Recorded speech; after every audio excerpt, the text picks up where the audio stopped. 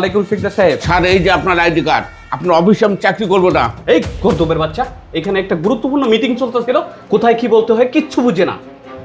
না না না সমস্যা নাই শিকদার সাহেব, আমি ওই যে পাশের প্লেটে একটু শব্দ হচ্ছে তো, সমস্যা নাই বলেন। হ্যাঁ হ্যাঁ হ্যাঁ, প্রজেক্টের কাজ হয়ে গেছে ইনশাল্লাহ। আমি আপনাকে আগামীকালকের ভিতরে ডেলিভারি দিয়ে দিব, খুব দ্রুত গতিতে চলতেছে। স্যার আমি বলতেছি আপনার কোম্পানিতে আমি কাজ করবো না। এই চুপ করো তুমি, একটা গুরুত্বপূর্ণ মিটিং হচ্ছে আর ভিতরে ডিস্টার্ব করতেছে। না না না না শিকদার সাহেব, সমস্যা নাই সমস্যা নাই, কালকের ভিতরে আপনার ডেলিভারি হয়ে যাবে, আপনার প্রজেক্ট রাখি, ভালো থাকবেন। এই এখানে একটা গুরুত্বপূর্ণ মিটিং চলতেছিল, তুমি বারবার ডিস্টার্ব করতেছিলা। এই তোমার কি সমস্যা? স্যার আমি বললাম তো আপনার কোম্পানিতে আমি চাকরি করবো না। চাকরি করবেন না ভালো কথা, চাকরি ছেড়ে যাওয়ার জন্য আমার কোম্পানিতে একটা প্রসেস আছে, সেই প্রসেসটা মেনটেন করেন। আর এখানে একটা গুরুত্বপূর্ণ একটা মিটিং করতেছিলাম আমি, সেইখানে আপনি বারবার ডিস্টার্ব করতেছিলেন। যান আপনি বাইরে গিয়ে অপেক্ষা করেন, আমার মিটিং শেষ হলে আমি আপনাকে ডেকে নিব। আচ্ছা ঠিক আছে স্যার।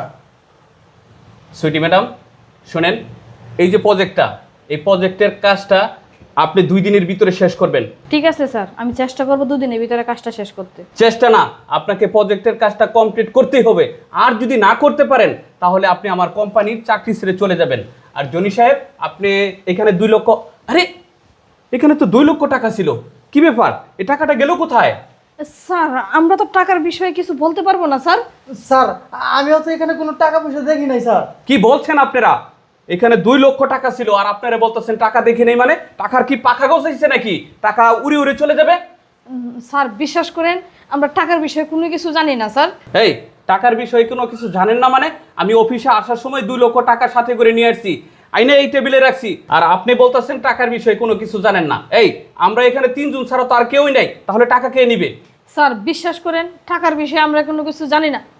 স্যার মনে পড়ছে, আমরা এইদিকে 3 জন ছাড়া তো আরেকজন ছিল, ওই যে সিকিউরিটি। আমার মনে হয় স্যার সিকিউরিটি টাকাটা নিয়ে গেছে।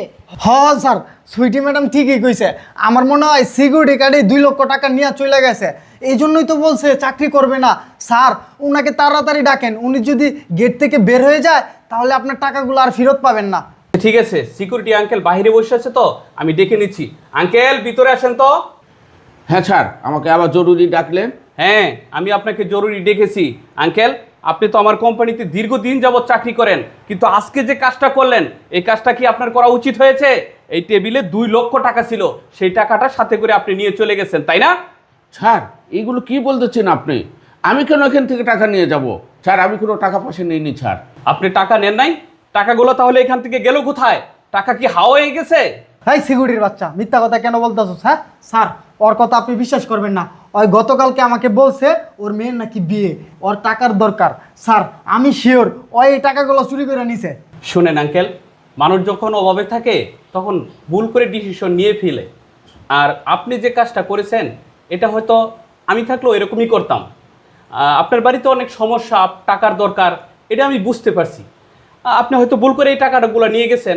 শুনেন, আমার এই টাকাটার ইমার্জেন্সি দরকার, আপনি টাকাগুলো দিয়ে দেন, আমি আপনার বিরুদ্ধে কোনো অ্যাকশন নিব না, আপনার চাকরি যাবে না, আপনি টেনশন করবেন না, আপনি আমাকে টাকাগুলো দেন। না স্যার, কেন বারবার টাকার কথা আমাকে বলতেছেন? স্যার আমি গরিব হইতে পারি, আমার বাড়ির সমস্যা থাকতে পারে, কিন্তু আপনার টাকা আমি চুরি করিনি স্যার। তাহলে টাকাগুলো গেল কোথায়? স্যার এই ফকিন্নির বাচ্চার লগে আপনি এত কথা কেন বলতেছেন? আপনি ওর চেক করলেই তো টাকাগুলো বের হয়ে যায়। আঙ্কেল শুনেন, আপনি যদি ভালোই ভালোই টাকাগুলো না দেন তাহলে কিন্তু আপনাকে চেক করতে আমি বাধ্য হব। ঠিক আছে স্যার, আমার কোনো আপত্তি নাই, আপনি আমাকে চেক করতে পারেন। জনি সাহেব আপনি এক কাজ করেন, ওনাকে আপনি চেক করেন। ঠিক আছে স্যার।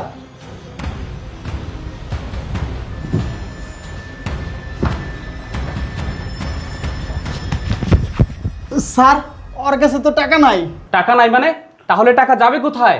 স্যার এখানে তো আমরা 3 জন ছাড়া কেউ নাই। স্যার আমাকে যখন চেক করা হয়েছে আরও 2 জন আছে, এদেরকে আপনি চেক করেন, তাহলে পেয়ে যাবেন। আচ্ছা ঠিক আছে, আপনি এক কাজ করেন, জনি সাহেবকেও চেক করেন। আচ্ছা ঠিক আছে স্যার। স্যার এটা কি বলতেছেন? এই আপনি চুপ করেন, চেক করেন।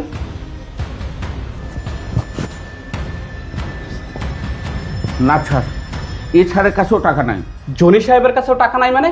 তাহলে টাকা গেল কোথায়? এই এই ব্যাগটা কার? এই ব্যাগটাও চেক করেন। স্যার ব্যাগ চেক করবেন মানে? স্যার ব্যাগ তো এটা আমার স্যার।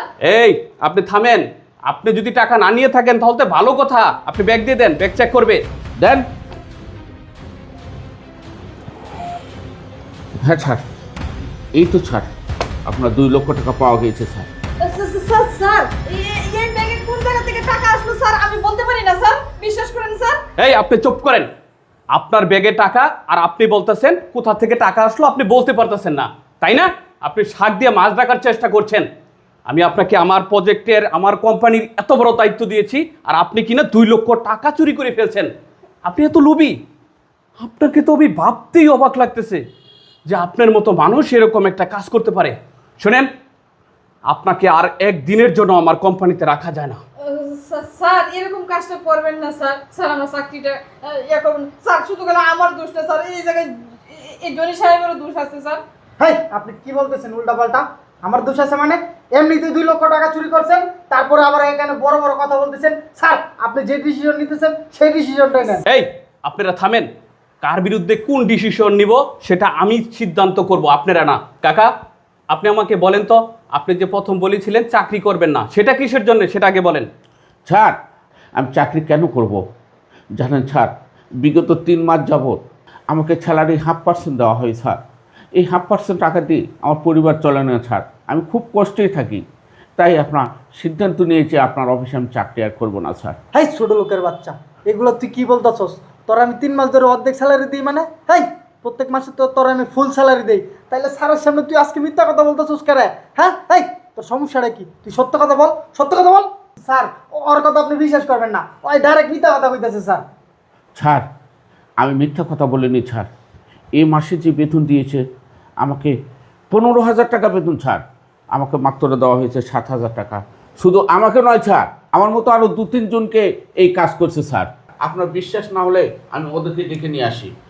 শুনেন, আপনাকে কাউকে ডাকতে হবে না, আমি যা বুঝার জনি সাহেব সম্পর্কে বুঝে গেছি। শুনেন, আপনাদের 2 জনকে অনেক বেশি বিশ্বাস করতাম আমি। আপনারা যখন যেভাবে আমাকে বলতেন আমি ঠিক সেভাবেই করতাম। আপনাদের আসল রূপটা তো বেরিয়ে গেছে আমার কাছে, আপনাদেরকে আর বিশ্বাস করতে পারছি না। সুইটি ম্যাডাম, আপনি এখনই আমার কোম্পানি থেকে চাকরি ছেড়ে চলে যাবেন, কোনো কথা বলবেন না। জান বলছি। আর জনি সাহেব, আপনাকে আমি কি বলবো? আপনাকে তো বলার কোনো ভাষাই আমার নেই। আমি আপনাকে কোনো কথাও বলতে চাই না। আপনি যার যত টাকা মেরে খেয়েছেন সমস্ত টাকা পাই পাই করে বুঝিয়ে দিয়ে তারপরে আপনি আমার অফিস থেকে বের হবেন, অন্যথায় অফিস থেকে বের হতে পারবেন না। স্যার, আমি অনেক সমস্যার ভিতরে আসছিলাম, এই জন্য টুকটাক এর কাছ থেকে ওর কাছ থেকে কিছু টাকা স্যার নিয়েছি। স্যার, আপনি বিশ্বাস করেন আমি সবার টাকা দিয়ে দিব। আর স্যার, আমি এরকম ভুল আর জীবনও করতে চুপ করেন। সমস্যার কথা থাকলে আপনি আমাকে সরাসরি বলবেন, আমি আপনার সমস্যা সলভ করব। তার মানে এই না আমার কোম্পানির ওয়ার্কারদের বেতন মেরে খেয়ে আপনার সমস্যা সমাধান করবেন। আপনার কোনো কথা আমি আর শুনতে চাই নাই। এর আগেও আমি বলেছি, যান, যার যত টাকা মেরে খেয়েছেন আপনি অ্যাকাউন্টসে গিয়ে তাড়াতাড়ি তাদের টাকা বুঝিয়ে দেন। স্যার, যান বলছি। আঙ্কেল শুনেন, আপনার সাথে যা হয়েছে এই ঘটনাটা আপনি ভুলে যান। আপনি যেহেতু আমাকে সরাসরি বলেছেন, দেখলেন তো আমি সব কিছু সমাধান করেছি।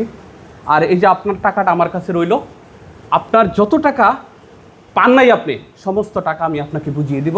আপনি যান, ঠিক আছে বসেন। আসসালামু আলাইকুম স্যার। ওয়ালাইকুম সালাম।